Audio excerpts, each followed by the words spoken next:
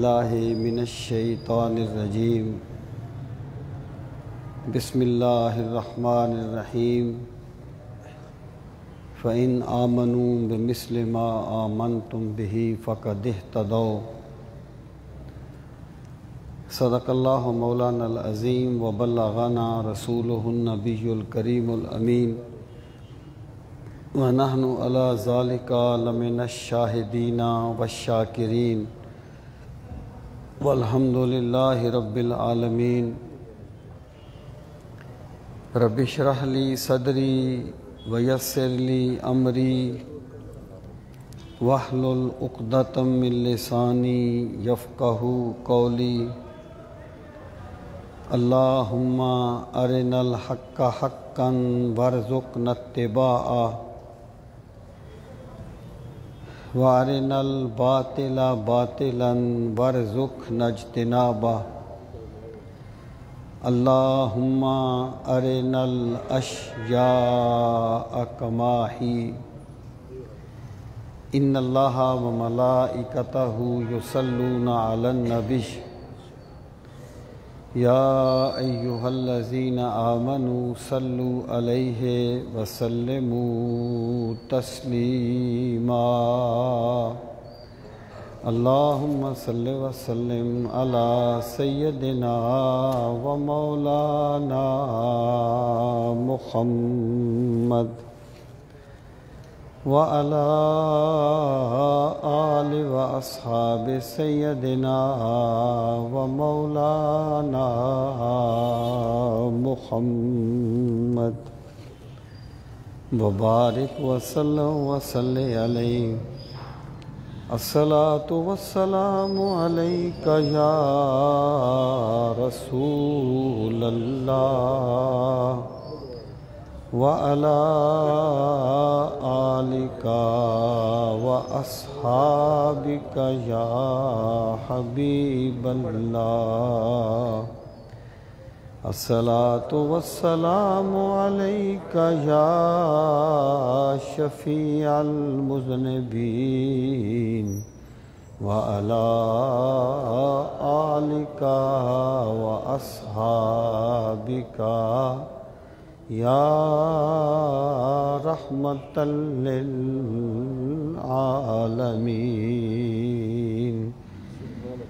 صلی اللہ علی محمد عدد ما ذکرہ الذاکرون وعدد ما غفل عن ذکرہ الغافلون۔ انتہائی عزت و احترام کے لائق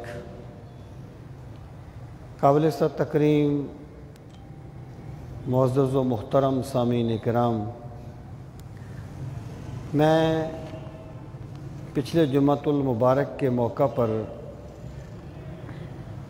آپ کی خدمت میں صحابہ کرام کی عظمت اور ان کی جو شان ہے اس کے بارے میں گزارشات کر رہا تھا۔ پچھلے جمعۃ المبارک کے موقع پر میں نے کچھ بنیادی باتیں عرض کی تھیں کہ صحابیت کیا ہے، اس کی لغوی اور شرعی تعریف کیا ہے اور اس کا انطباق کس پر ہوتا ہے۔ آج میں قرآن مجید کی روشنی میں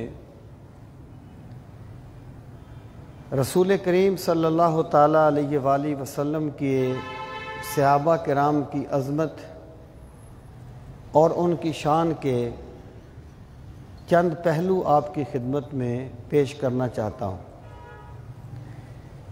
اس تناظر میں ہمیں سب سے پہلے تو اس بات کو سمجھنا ہے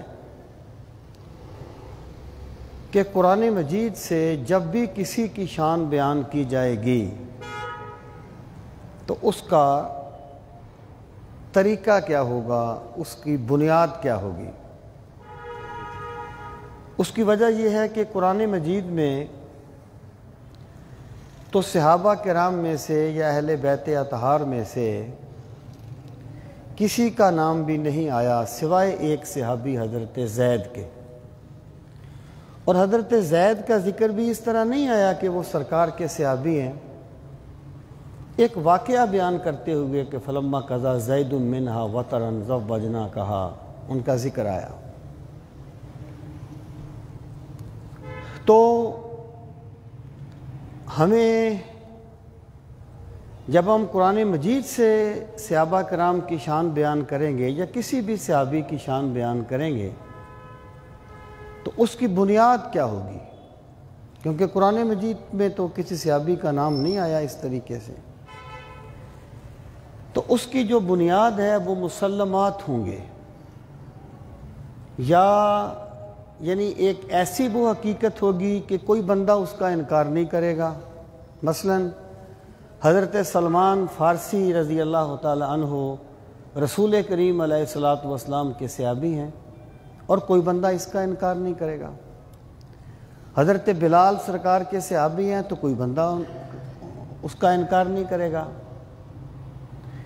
اسی طریقے سے جن صحابہ کرام کا ذکر کتب احادیث میں آ گیا، ان کے فضائل کو بیان کیا گیا، ان کا تذکرہ آ گیا، کتب سیرت میں آ گیا، اور بہت سی ایسی کتابیں ہیں جو صحابہ کرام پر مشتمل ہیں، ان کے تذکار پر، ان کے ذکر پر، تو بند کرو جی، تو یہ وہ بنیاد ہوگی جس پر ہم یہ سمجھیں گے کہ قرآن مجید میں جو صحابہ کی شان بیان کی گئی ہے تو یہ صاحب بھی، یہ یعنی جو مقدس فرد ہے، یہ بھی اس کا مصداق ہے۔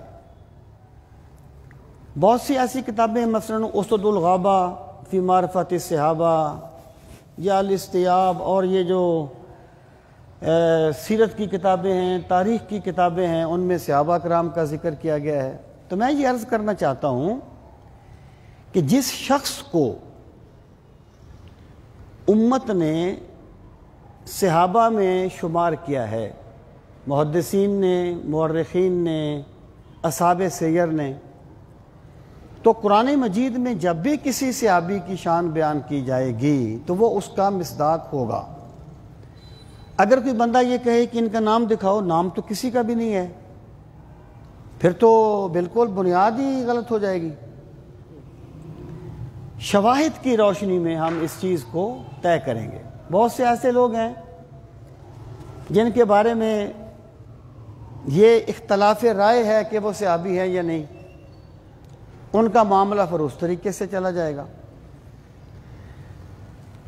لیکن کوئی بندہ یہ تو نہیں کہے گا کہ حضرت سلمان فارسی سرکار کے صحابی نہیں ہیں، یا حضرت بلال سرکار کے صحابی نہیں ہیں،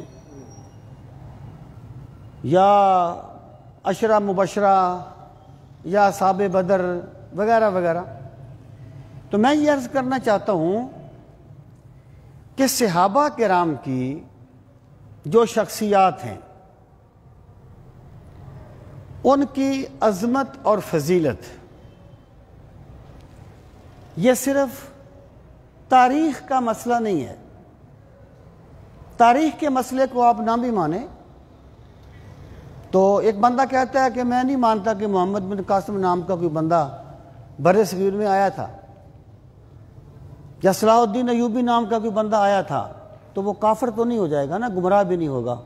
آپ کہیں گے تیری معلومات بہت ناقص ہیں، تو ایک واضح حقیقت کا انکار کر رہا ہے، لیکن اب یہ تو نہیں کہیں گے کہ تو دائرہ اسلام سے نکل گیا ہے جب گمراہ ہو گیا۔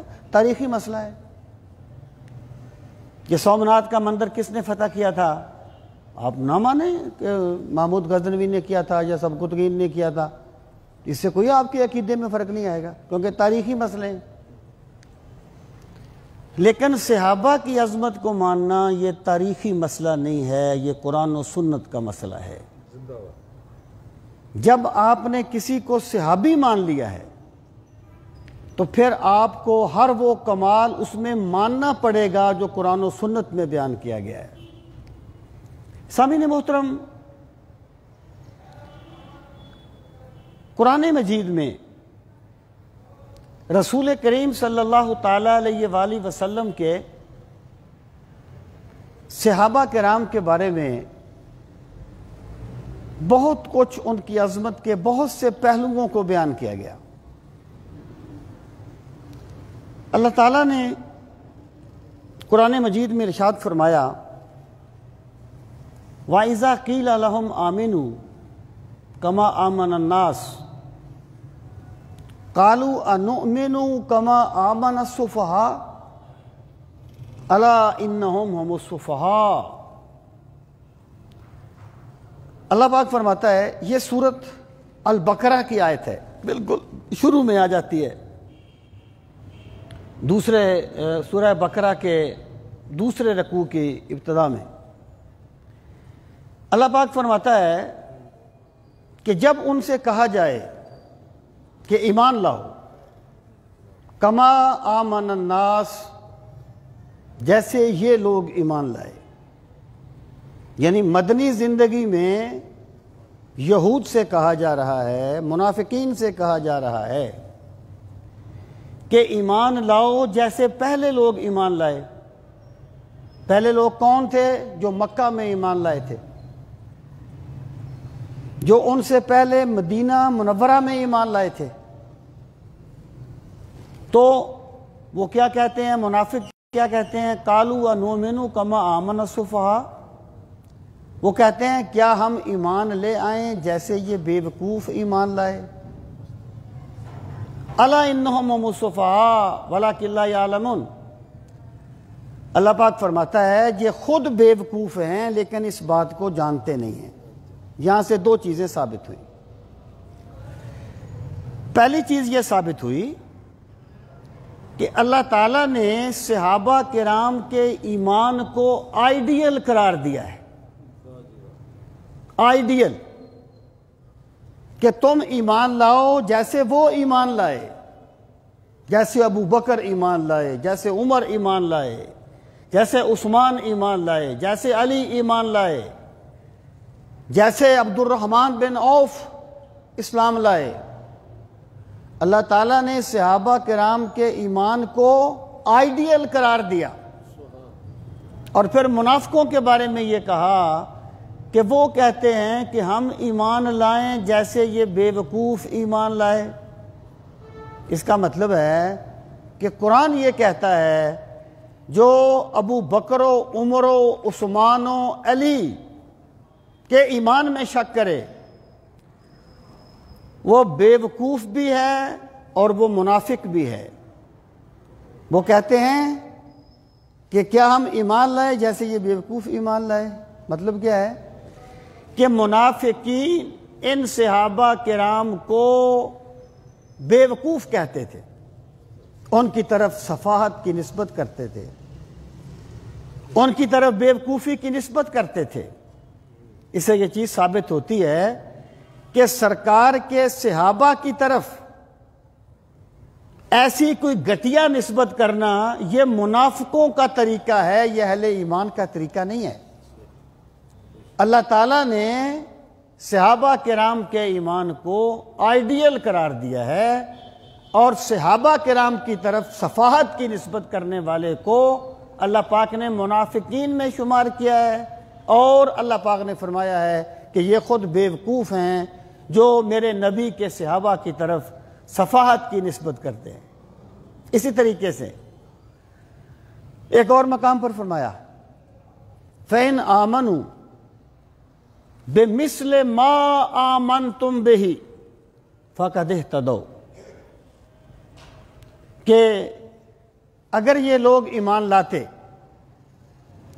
جیسے تم ایمان لائے ہو، یہ تم کا مخاطب کون ہے؟ سرکار کے صحابہ جو اس وقت ایمان لا چکے تھے۔ سورہ بقرہ یہ سورہ آل عمران کی آیت ہے، مدنی زندگی میں نازل ہوئی، نہیں یہ بقرہ کی ہے پہلی۔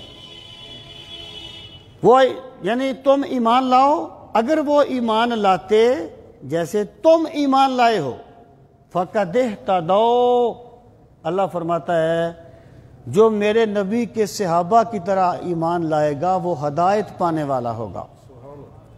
وہ ہدایت پا جائے گا۔ جس کو آپ صحابی مانیں گے نا، اس کے ایمان کو آئیڈیل ماننا ہوگا، اس کے ایمان کو لائق تقلید ماننا ہوگا۔ یہ اللہ رب العزت نے صحابہ کرام کے بارے میں ان کے ایمان کا تذکرہ اس طریقے سے فرمایا۔ اور سامعین محترم، پھر آپ دیکھیں اللہ تعالیٰ نے ارشاد فرمایا کنتم خیر امۃ اخرجت للناس تأمرون بالمعروف وتنہون عن المنکر، کہ تم بہترین امت ہو جو لوگوں کے لیے نکالے گئے ہو، تأمرون بالمعروف وتنہون عن المنکر، اچھائی کا حکم دیتے ہو اور برائی سے منع کرتے ہو۔ اب اس میں کوئی شک نہیں ہے کہ اس کے توسیعی معنی میں کنتم خیر امت کے توسیعی معنی میں پوری امت شامل ہے، یعنی امت محمدیہ ہر دوسری امت سے افضل ہے، یہ اس کا توسیعی معنی ہے۔ اور اس کا جو حقیقی معنی ہے وہ کیا ہے؟ جب اللہ پاک نے فرمایا تم ہو خیر امت، بہترین امت، اس وقت کون لوگ تھے جنہیں تم کہہ کے خطاب کیا گیا؟ اس وقت صحابہ کے بعد والے لوگ تو نہیں تھے، یہ تو مخاطب کا صیغہ ہے۔ جو لوگ بعد میں ہیں وہ تو اس کا مخاطب نہیں ہے، یہ تو صیغہ ہی مخاطب کا ہے۔ اس کا مطلب یہ ہے کہ اللہ تعالیٰ نے صحابہ کرام کے گروہ کو بہترین گروہ قرار دیا ہے۔ یہ دلیل ہے اس چیز پر کہ انبیاء کے بعد جو بہترین طبقہ ہے اور جو بہترین گروہ ہے وہ اللہ تعالیٰ نے نبی کریم صلی اللہ تعالیٰ علیہ وآلہ وسلم کے صحابہ کرام کو قرار دیا ہے۔ کنتم خیر امت اخرجت للناس۔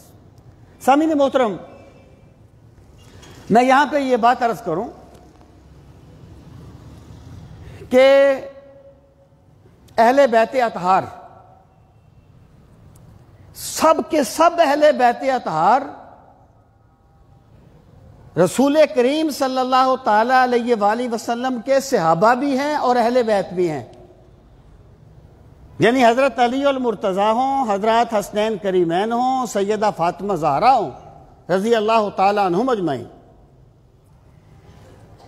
یہ سارے کے سارے رسول کریم صلی اللہ تعالی علیہ وآلہ وسلم کے صحابہ کرام بھی ہیں، اور ان کو ایک دوسرا شرف ملا کہ یہ رسول کریم علیہ السلام کے اہل بیت اطہار بھی ہیں۔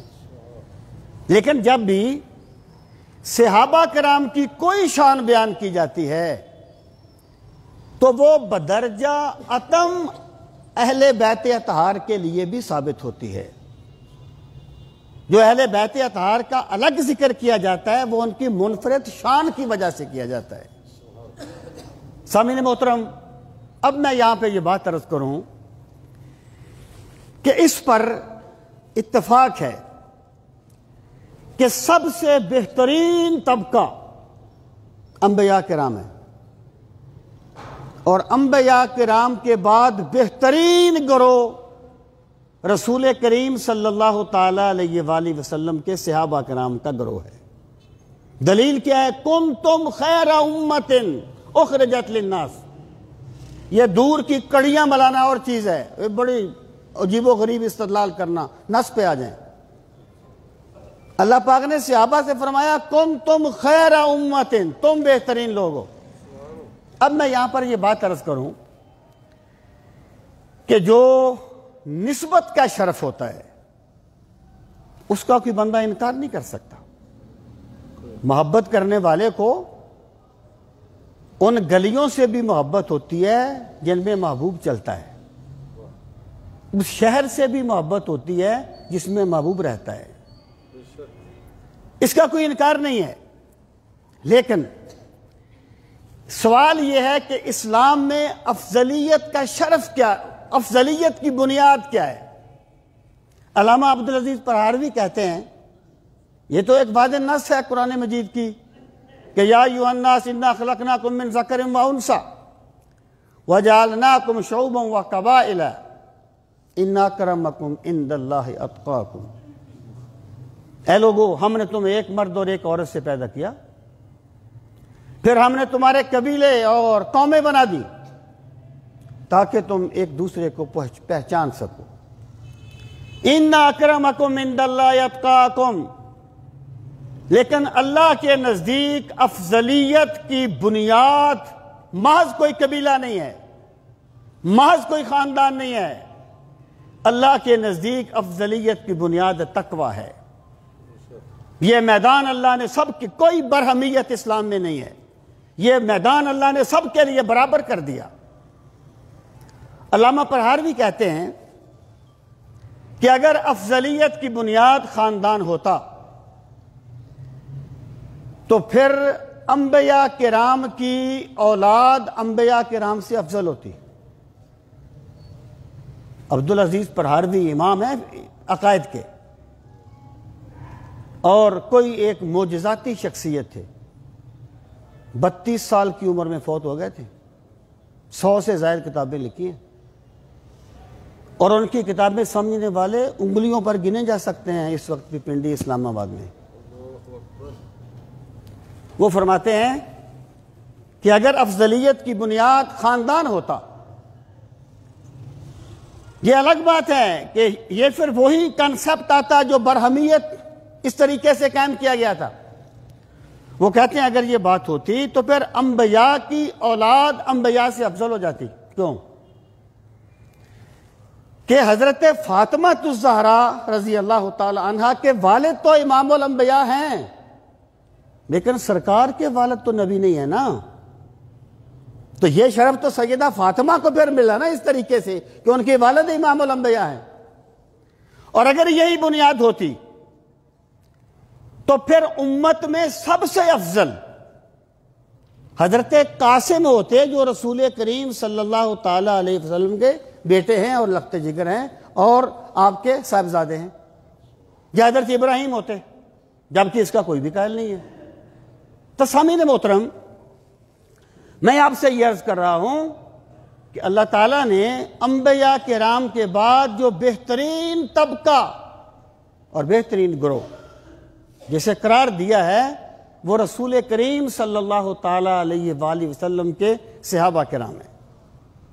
اب آپ دیکھیے، اللہ رب العزت نے ایک اور مقام پر فرمایا والسابقون الاولون من المہاجرین والانصار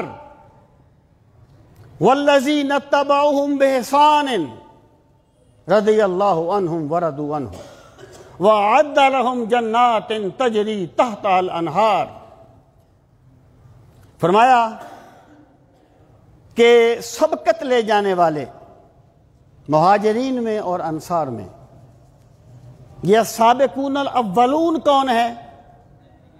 اس کے یعنی اگر آپ اس میں غور کریں تو یہ بات بالکل واضح ہو جاتی ہے کہ جب لوگ ایک چیز کو دھڑا دھڑ مان رہے ہوں، کوئی بندہ اس وقت مان لے اور کوئی بندہ اس وقت مانے جب ابھی اس دعوت کی ابتدا ہوئی ہو، ابھی اس کا آغاز ہو، تو جتنی فضیلت اور جتنا شرف پہلے ماننے والوں کو ملتا ہے اتنا بعد والوں کو نہیں ملتا، کیونکہ بعد میں تو لوگ اس کو مان رہے ہیں، ایک بات چل پڑی ہے۔ تو السابقون الاولون سے مراد وہ لوگ ہیں جو مہاجرین میں سے ہوں یا انصار میں سے ہوں جو پہلے اسلام لائے تھے۔ بعض نے کہا وہ لوگ ہیں جو بدر میں شریک ہوئے، بعض نے کہا وہ لوگ ہیں جو صلح حدیبیہ میں شریک ہوئے، بعض نے کہا کہ یہ السابقون الاولون وہ لوگ ہیں جنہوں نے دونوں قبلہ کی طرف منہ کر کے نماز پڑھی۔ جب سرکار مدینہ منورہ گئے تو 17 مہینے آپ بیت المقدس کی طرف منہ کر کے نماز پڑھتے رہے۔ وہ لوگ السابقون الاولون ہیں۔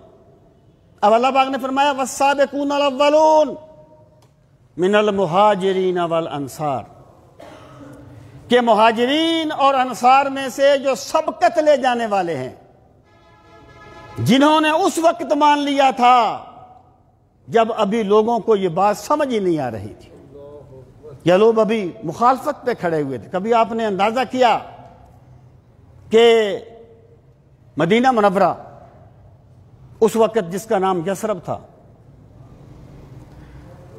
مکہ مکرمہ سے کم و بیش کوئی 350 کلومیٹر کا فاصلہ ہے، اور سفر طے کرنے کے لیے سواریاں ہیں، اور ایسا نہیں ہے ماحول کہ وہ کسی مہمان کو دعوت دینے کے لیے گئے ہیں،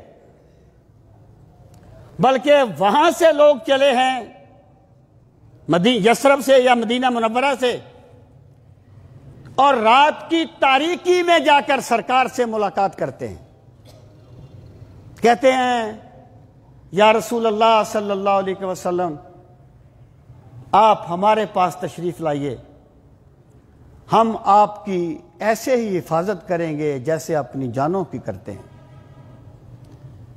ہم اپنا سب کچھ آپ کے تحفظ کے لیے قربان کر دیں گے۔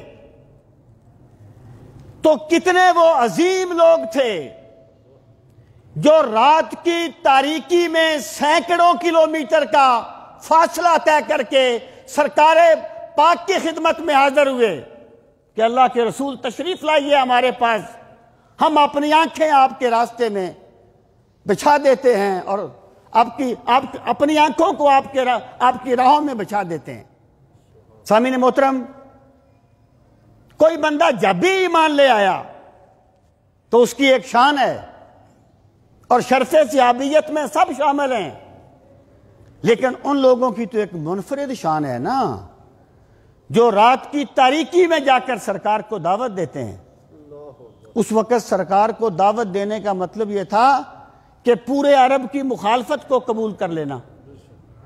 تو اللہ پاک فرماتا ہے والسابقون الاولون من المہاجرین والانصار، مہاجرین و انصار میں سے جو سبقت لے جانے والے ہیں، والذین اتبعوہم بإحسان، اور وہ جو ان کی پیروی کرنے والے ہیں احسان کے ساتھ۔ یہاں پر جو احسان ہے نا، احسان کہتے ہیں خلوص کو۔ یہ جو قید ہوتی ہے نا، قید، یہ صرف شرط کے طور پر نہیں ہوتی، کبھی کبھی یہ بیان کے لیے بھی ہوتی ہے۔ قید صرف شرط کے طور پر نہیں ہوتی، کبھی کبھی بیان کے طور پر ہوتی ہے۔ مثلا آپ کہتے ہیں اللہ کے سچے پیغمبر حضرت موسیٰ نے یہ فرمایا، تو کیا اللہ کا کوئی پیغمبر جھوٹا بھی ہو سکتا ہے؟ سارے پیغمبر سچے ہی ہوتے ہیں نا۔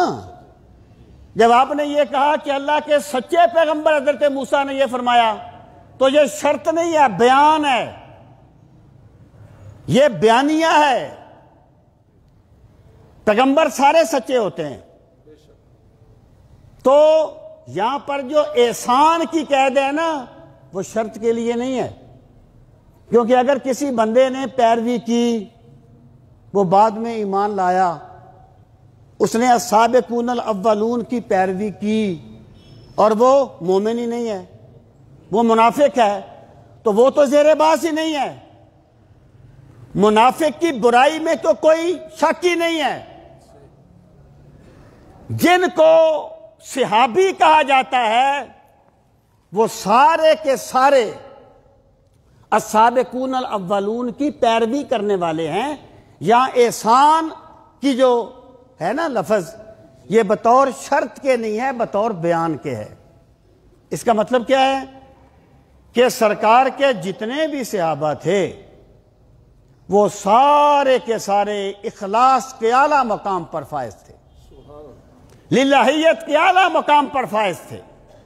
اب اللہ پاک نے ان کے بارے میں فرمایا رضی اللہ عنہم ورضوا عنہ، اور یاد رہے کہ رضی اللہ تعالی عنہ کا تذکرہ میرے مخاطب وہ لوگ نہیں ہیں جو ابو بکر صدیق کو صحابی نہیں مانتے۔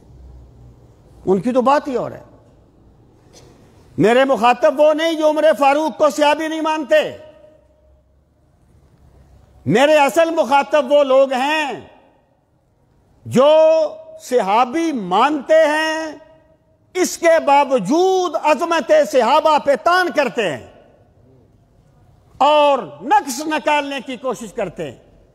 اب دیکھیے، السابقون الاولون من المہاجرین والانصار والذین اتبعوہم بإحسان رضی اللہ عنہم ورضوا عنہ۔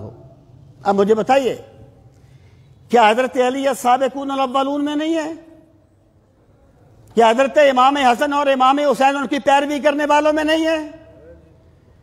جب اللہ پاک نے سب کو یہ ٹائٹل دیا ہے رضی اللہ عنہ ورضوا عنہ کہ وہ اللہ سے راضی ہو گئے اور اللہ ان سے راضی ہو گیا، اب اگر کوئی بندہ رضی اللہ تعالی عنہ کے ٹائٹل کا ذکر توہین آمیز لہجے میں کرتا ہے تو اسے خدا کا فیصلہ پسند نہیں ہے، اسے خدا کا دیا ہوا ٹائٹل پسند نہیں ہے۔ یہ وہ ٹائٹل ہے جو میرے رب نے اپنے نبی کے صحابہ کو عطا فرمایا ہے، وہ سابقون الاولون ہوں یا ان کی پیروی کرنے والے ہوں۔ سامعین محترم، اب میں اگلی بات یہ عرض کروں کہ یہ جو اللہ کی رضا ہے، یہ دیکھیں، یہ جو رضی اللہ تعالی عنہ ہے نا لفظ، دے رضی اللہ تعالی عنہ،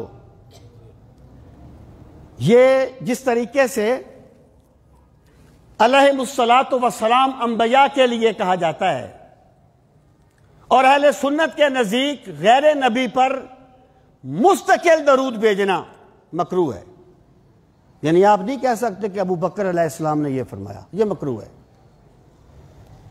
ہاں، سرکار کی وساطت سے جائز ہے، صلی اللہ تعالی علیہ وعلی آلہ وصحبہ وازواجہ وذریاتہ، یہ جائز ہے۔ مستقل آپ کہیں ابو بکر رضی اللہ عنہ، ابو بکر علیہ السلام یا علیہ الصلاۃ والسلام، یہ مکروہ ہے عقائد اہل سنت کے مطابق احادیث مبارکہ کی روشنی میں۔ اب میں جو بات عرض کرنا چاہتا ہوں، یہ جو رضی اللہ تعالیٰ عنہ ہے، اس میں ایک عمومیت ہے، میں پھر فرق بیان کروں گا کہ یہ بات میں کس لیے عرض کر رہا ہوں۔ جو رضی اللہ تعالیٰ عنہ کا لقب ہے، یہ صحابہ کرام کے ساتھ خاص نہیں ہے، یہ امت میں اس پر عمل ہے۔ آپ دیکھیں، کوئی بھی آپ کتاب اٹھائیں تو وہ غیر صحابی کے لیے بھی رضی اللہ تعالیٰ عنہ کا لفظ بول دیتے ہیں۔ یہ کالا ابو حنیفہ رضی اللہ عنہ، کالا شافی رضی اللہ عنہ، ہمارے فقہا عام لکھتے ہیں، لیکن فرق کیا ہوگا؟ صحابی کو رضی اللہ، دیکھیں اس کی وجہ یہ ہے کہ نبی اور غیر نبی میں ایک کلیئر لائن ہے، جبکہ ماں بعد امت میں کلیئر لائن ہو ہی نہیں سکتی۔ یعنی ایک صحابی ہے، ایک تابعی ہے، ایک بیچ میں طبقہ ہے جن کو کہا جاتا ہے مخضرمین۔ مخضرمین وہ لوگ ہیں جو رسول کریم صلی اللہ تعالی علیہ وآلہ وسلم کے زمانے میں موجود بھی تھے اور سرکار پر ایمان بھی لائے، لیکن انہوں نے سرکار کی زیارت نہیں کی، جیسے حضرت اویس کرنی ہے۔ اب ظاہر ہے کہ حضرت اویس کرنی جو ہیں، ایک بعد والا تابعی ہے، ایک حضرت اویس کرنی ہے، اگرچہ ان کو بھی تابعی میں ہی شمار کرتے ہیں، لیکن مزید تقسیم میں ان کو مخضرمین کہا جاتا ہے۔ اور پھر ایک وہ تابعی ہے، ایک بعد والا زمانہ ہے، ایک بعد والا زمانہ ہے۔ تو آپ کتنے ٹائٹل بنا لیں گے اور کتنی ایسی اصطلاحیں بنائیں گے جو آپ ہر طبقے کے لیے الگ استعمال کریں گے؟ اس لیے یہ پاسبل نہیں ہے۔ رضی اللہ عنہ کا لقب ماں بعد صحابہ کے لیے بھی استعمال ہو جاتا ہے۔ فرق کیا ہوگا؟ جب یہ کسی صحابی کے لیے کہا جائے گا رضی اللہ عنہ ورضوا عنہ، اس میں، اور قال شافی رضی اللہ عنہ، اس میں فرق کیا ہوگا؟ فرق یہ ہوگا کہ جب ایک صحابی کے بارے میں کہا جائے گا رضی اللہ عنہ تو یہ خبر ہوگی کہ یہ وہ ذات ہے جس سے راضی ہونے کا اللہ نے اعلان فرما دیا ہے، اور اللہ کی رضا سب سے بڑی نعمت ہے۔ قرآن مجید میں کہا گیا وَرِضْوَانٌ مِّنَ اللَّهِ اکبر، اور اللہ کی رضا سب سے بڑی نعمت ہے۔ جنت کی تمام نعمتیں ایک طرف اور رب کی رضا کی نعمت ایک طرف، اللہ کی رضا کی نعمت سب سے بڑی نعمت ہے۔ تو جب صحابی کو کہا جائے گا رضی اللہ عنہ، اس وقت یہ خبر ہوگی، اور جب غیر صحابی کے لیے کہا جائے گا رضی اللہ عنہ، اس وقت یہ خبر نہیں ہوگی، یہ دعا ہوگی۔ اس کا معنی ہوگا اللہ اس سے راضی ہو گیا نہیں، اللہ اس سے راضی ہو، کیونکہ بندے نہیں جانتے کسی کی اللہ کی بارگاہ میں کیا اس کا مقام ہے اور کیا اس کا مرتبہ ہے، لیکن سرکار کے صحابہ وہ لوگ ہیں جن کے بارے میں اللہ تعالیٰ نے اعلان فرما دیا ہے کہ میں اپنے نبی کے ہر صحابی سے راضی ہو گیا ہوں۔ یہ رضی اللہ عنہ کا لفظ تاکیداً اور تنزاً استعمال کرنا، یہ گویا میرے رب کے دیے ہوئے لقب پر تان کرنا ہے، میرے رب کے دیے ہوئے ٹائٹل پر تان کرنا ہے، اور یہ اس بندے کا نظریہ نہیں ہو سکتا جو اللہ کے کلام کو سچا مانتا ہے اور اللہ کے فرمان کو سچا مانتا ہے۔ سامعین محترم، تو یہاں پر اللہ تعالیٰ نے تمام صحابہ کرام کے بارے میں اپنی رضا کی خوشخبری دے دی کہ میں ان کے لیے ان سے راضی ہو گیا، اور ایک اور مقام پر فرمایا، اللہ رب العزت نے ارشاد فرمایا لا یستوی منکم من انفق من قبل الفتح وقاتل اولئک اعظم درجۃ من الذین انفقوا من بعد وقاتلوا وَكُلًّا وَعَدَ اللَّهُ الْحُسْنَى۔ دیکھیں، یہ بڑی ایک انڈرسٹوڈ سی بات ہے۔ مثلا انبیاء کرام ہیں، انبیاء کرام کے درجات تو مختلف ہیں نا، انبیاء کرام کی شانیں تو مختلف ہیں۔ تِلْكَ الرُّسُلُ فَضَّلْنَا بَعْضَهُمْ عَلَىٰ بَعْضٍ مِّنْهُمْ مَنْ كَلَّمَ اللَّهُ وَرَفَعَ بَعْضَهُمْ دَرَجَاتٍ، اللہ کے رسول ہم نے ان میں سے بعض کو بعض پر فضیلت دی۔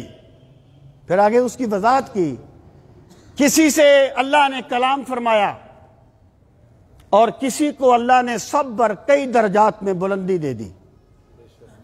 نفس نبوت میں سب صحابہ برابر ہیں، نفس نبوت نبی ہونے میں سب انبیاء کرام برابر ہیں، لیکن مقامات میں فرق ہے۔ یعنی نبوت کے جتنے بھی خصائص ہیں، وہ وہابیت ہو، وہ عصمت ہو، وہ بے مثل بشریت ہو، وہ عالم غیب سے ربط ہو، نبوت کے جتنے بھی خصائص ہیں اس میں سب انبیاء کرام برابر ہیں۔ نفس نبوت میں، نبی ہونے میں سب برابر ہیں، لیکن مقامات میں فرق ہے۔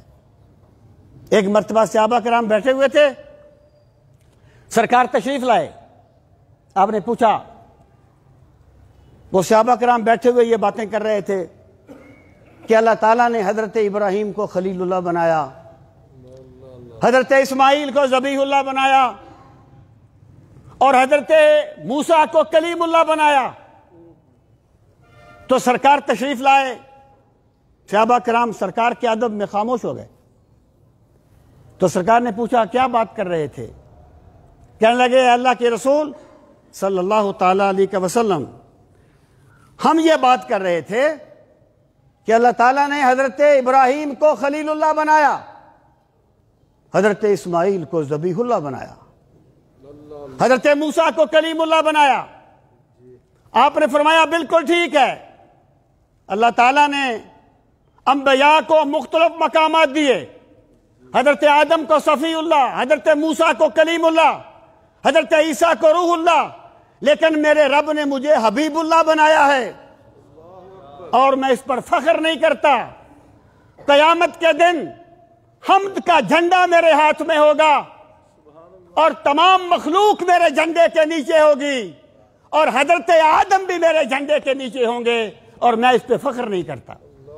یہ جو فرمایا نا ولا فخرا، اس کے دو مطلب ہیں۔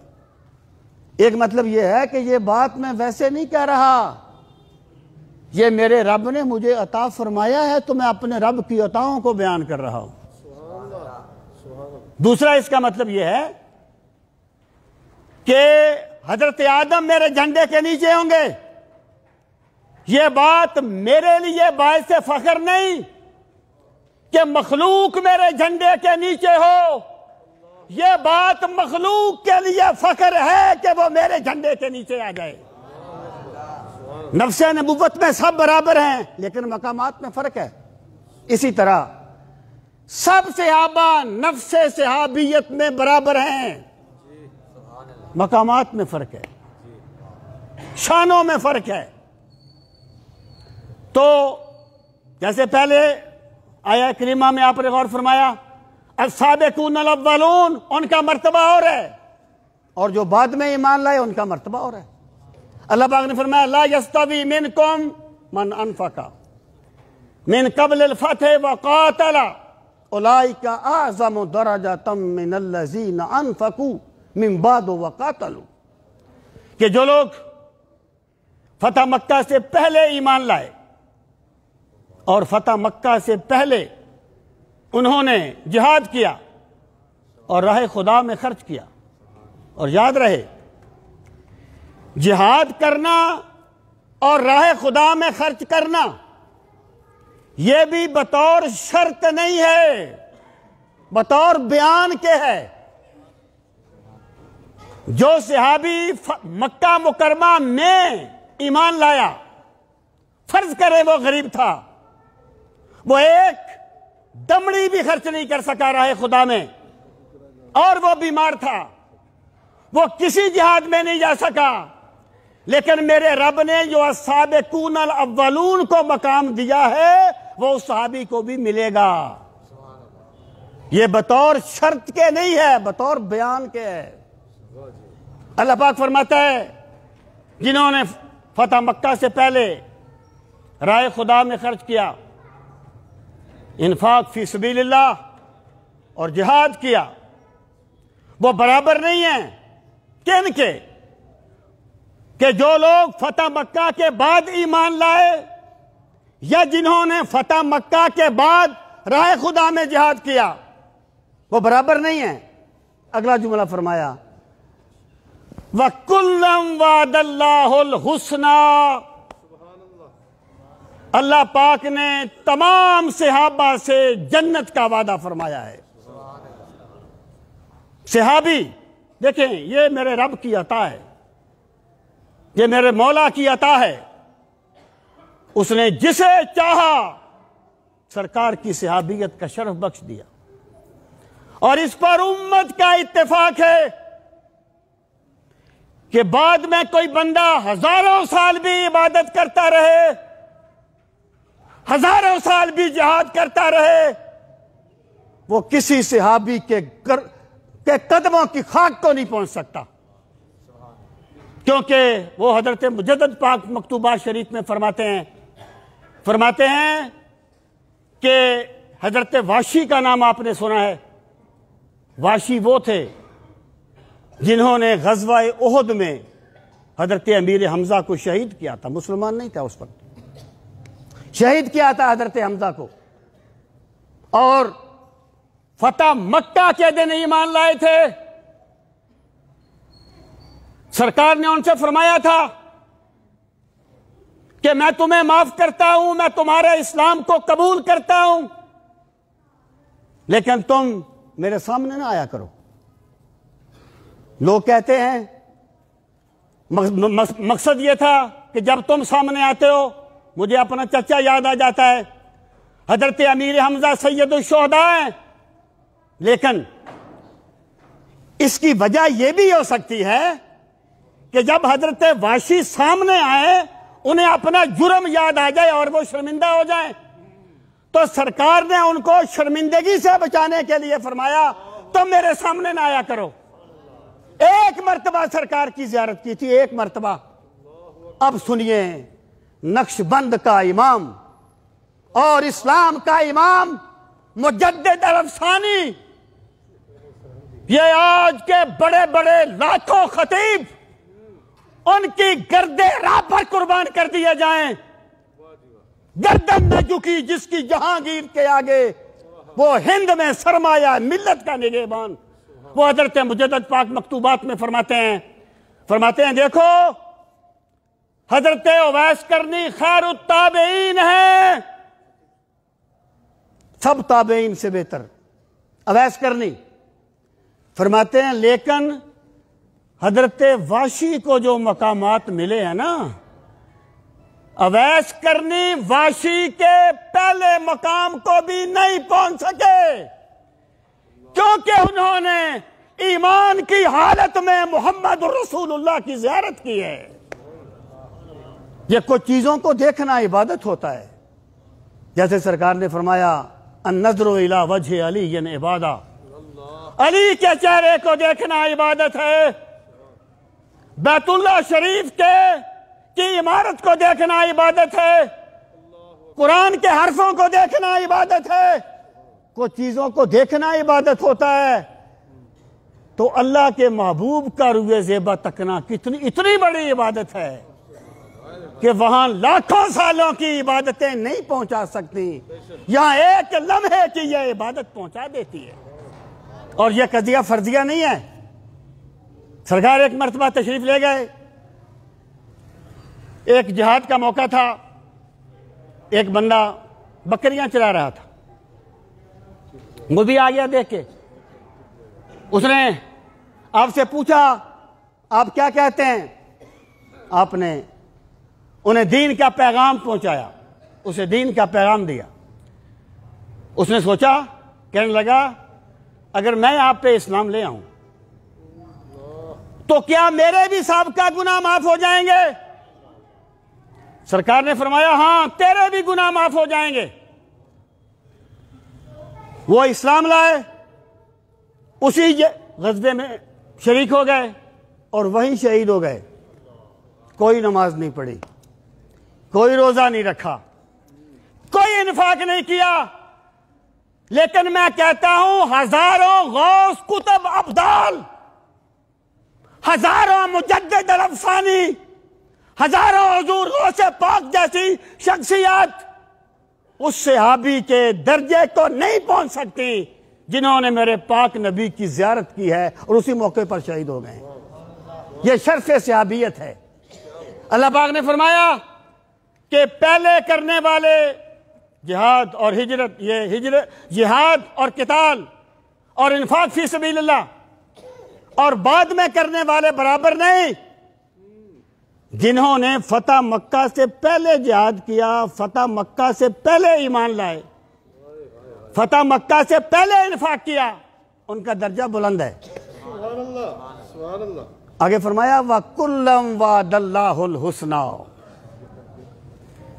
کہ میں اپنے نبی کے تمام صحابہ سے جنت کا وعدہ کرتا ہوں. بھائی جسے صحابی مانو گے اسے جنتی ماننا پڑے گا. اب آپ کہیں گے کہ حسنہ کا معنی تو بھلائی ہوتا ہے، یہ کوئی بھی بھلائی ہو سکتی ہے. میں کہتا ہوں قرآن خود اس کو بیان کرتا ہے. فرمایا ان الذین سبقت لہم من الحسنى اولئک عنہا مبعدون، کہ وہ لوگ جن کے لیے حسنہ ثابت ہو گئی وہ دوزخ سے دور رکھے جائیں گے. لا یسمعون حسیسہا، انہیں دوزخ کی چاپ بھی سنائی نہیں دے گی. ولا یحزنہم الفزع الاکبر، اور انہیں دوزخ کے حالات کسی پریشانی میں مبتلا نہیں کریں گے. حسنہ کو جنت خود میرا رب قرار دیتا ہے. اس سے یہ چیز ثابت ہوئی کہ جو بھی صحابی ہو لوگ کہہ دیتے ہیں کہ شرف صحابیت کے سوا کوئی شرف نہیں ہے اس بندے میں، اور یہ کوئی چھوٹا شرف ہے؟ اگر تمہاری بات مان بھی لی جائے، کہتے ہیں جی کوئی حدیث نہیں ہے ان کی تعریف میں، بالفرض نہ ہو، میں مثال دیتا ہوں، تو صحابی کے لیے کس نے شرط لگائی ہے جناب کہ اس کی تعریف میں حدیثیں بھی ہونی چاہیے؟ لگائی ہے کسی نے شرط؟ کس نے کہا کہ تعریف اس کے مناقب میں حدیث بھی ہونی چاہیے؟ بھائی صحابی وہ ہے جو سرکار پر ایمان لایا، اور جس کے ایمان کو میرے آقا نے قبول کر لیا، تو کون ہے اس کے ایمان میں شک کرنے والا؟ یہ نئی اصطلاح نکالی ہے کہ طلقاء ہیں، اور طلقاء صحابی نہیں ہے۔ یہ حضرت ابو طفیل جو سب سے آخر میں صحابی فوت ہوئے، وہ طلقاء میں سے نہیں تھے؟ یہ حضرت وحشی طلقاء میں سے نہیں ہے جنہوں نے مسیلمہ کذاب کو قتل کیا ہے؟ بھائی میرے پاک نبی کی صحبت وہ صحبت ہے جسے مل گئی وہ ایمان میں اس درجے پہ پہنچ گیا ہے جس کا کوئی تصور نہیں کر سکتا۔ مجدد پاک نے فرمایا تھا کہ سرکار کی صحبت کے فیض سے صحابہ کا ایمان شہودی ہو گیا تھا، شہودی ہو گیا تھا ان کا ایمان۔ تو میں یہ کہنا چاہتا ہوں کہ بھائی یہ قرآن مجید کہتا ہے کُلًّا وعد اللہ الحسنی، اور یہی بات 5ویں پارے میں بھی کہی کہ بعض وہ ہیں جو راہ خدا میں جہاد کرتے ہیں، اور بعض وہ ہیں جو کسی مجبوری کی وجہ سے نہیں کر سکتے، بعض خرچ کرتے ہیں بعض نہیں کر سکتے، لیکن وَكُلًّا وعد اللہ الحسنی، میرے نبی کی بارگاہ وہ ہے اس میں جو بھی آیا خالی نہیں گیا۔ یہ تو اولیاء اللہ کے بارے میں فرمایا نا، لا یشکا جلیسہم، وہ جو ذکر والی مشہور حدیث ہے نا، وہ بندہ ذکر کرنے کے لیے تو گیا ہی نہیں تھا، وہ تو ویسے ہی جا کے بیٹھ گیا تھا۔ اللہ پاک فرماتا ہے میں نے اس کو بھی بخش دیا ہے، کیوں؟ کہ وہ میرے ذکر کرنے والے بیٹھے تھے نا، وہ جا کے ان میں بیٹھ گیا تھا۔ تو میرے ذکر کرنے والوں کے پاس جو بیٹھ جائے وہ بدبخت نہیں رہتا۔ جس نبی کے غلاموں کی یہ شان ہے، جو نبی کے پاس ایمان سے چلا گیا ہے، اس کو میرا رب کیا مرتبہ عطا فرمائے گا اور کیا شان عطا فرمائے گا۔ سامعین محترم، اگلے جمعے پر انشاءاللہ میں عرض کروں گا کہ صحابہ کرام کے وہ عصمت کا کیا معاملہ ہے، اور اس تناظر میں کچھ دوسری چیزیں، اور پھر میں انشاءاللہ العزیز صحابہ کرام کی جو عملی زندگیاں ہیں اس کے کچھ پہلو آپ کے سامنے رکھوں گا۔ اللہ تعالی ہمیں دین کا فہم صحیح نصیب فرمائے۔ وما علینا الا البلاغ۔